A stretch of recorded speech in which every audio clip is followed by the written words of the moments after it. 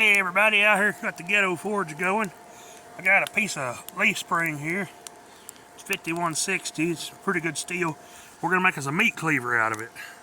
So what I'm gonna do is put it down here in this coal that I've got burning. To get it down there, I'm gonna pour more coal over it.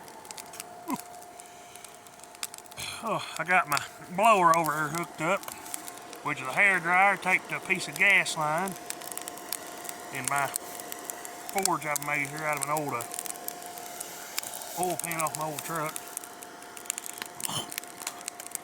So what I'm gonna do, I'm gonna cover that here in a minute with a piece of tin. Go eat dinner, and hopefully by the time I get back there, I'm gonna move my anvil to right in there. I've got that one I bought at Harbor Freight on a small block. Shine a light around here and show y'all. See, I got one of those blue ones there, which you can see it's been abused, and I got this one here. It's dual. They're good anvil for the price. It's solid steel. They do good work. But I mean, you know, back when I first got this one, I was on a real tight budget. It was like 60 bucks, but man, y'all know me. You've seen some of the knives I made with it, and they may not be the best, but they came out decent. And there's my setup for my gas forge. Like I said, unfortunately, it'll be a week or two before I can get some propane, which ain't a big deal. It's not a make it or break it thing. I've got coal, I've got the forge, I've got my blower. Everything's going good.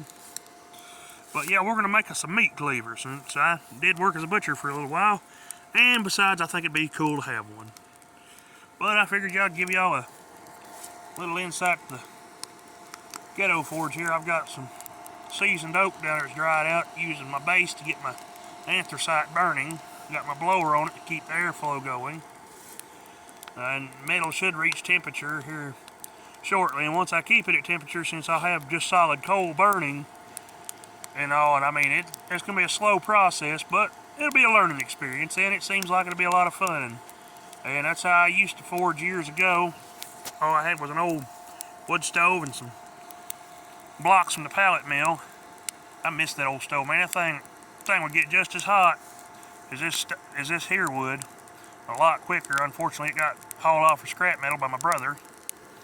But, you know, that's part of life. It ain't no big deal. I moved on. But, yeah. Hopefully, it'll all reach temp. Everything will work out.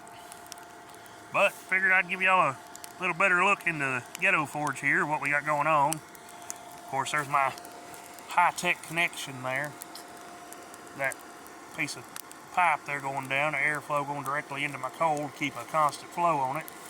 I don't have a blower, or one of those crank blowers or anything, or what they call a proper coal forge, but I've used brake hubs in the past, push mowers. Now, I even knew one boy that dug a hole in the ground and put a basin out of a smoker in it, and made some pretty neat stuff. But this is why I call it the Ghetto forge, because it's not high tech, it's not fancy. It's something anybody can do, you know. And if I ever do decide to try out for Forge and Fire, and even bigger if I go on there, then I will probably be using my Ghetto techniques. But just want to show y'all that. Oh, and of course my dog Whitey has come to say hi. Everybody say hi to Whitey. Yes, he is a good boy. Yes, I love you too, Whitey. Yes, everybody else loves you. Hold on, I will pet you. Let me adjust my light. Yes, there y'all can see the good boys getting pets. Yes, I love you too, Whitey. I do. And you can get a bag of that coal there, that anthracite from Tractor Supply. I paid like $6 a bag for it. So it's not really all that much, and I think there's 40 pounds, which is actually quite a bit. And I do use it in my wood stove sometimes. Watch it, Whitey. But yeah, I mean, don't listen to people tell you you've got to have a $100,000 setup to do this. You don't. You don't have to have the power hammers, the drop hammers, and everything else. That blue anvil there was like 60 bucks. You can get a hammer down there at Harbor Freight for like $4 or $5. You can find metal just about anywhere. I mean, if it's something you want to do, I mean, do it. Go for it. Don't let nobody kill your dreams. I mean, look at me. I've wrote like 30 books in the last 2 years. And I've got a bunch more coming out, but that's beside the point. But alright, guys, I'm going to get off here, cover this in coal, throw a piece of tin over it, go eat supper, and then I'm going to spend spend the evening out here playing blacksmith and listening to some good music. If you got a music suggestion or anything like that, go ahead and drop them.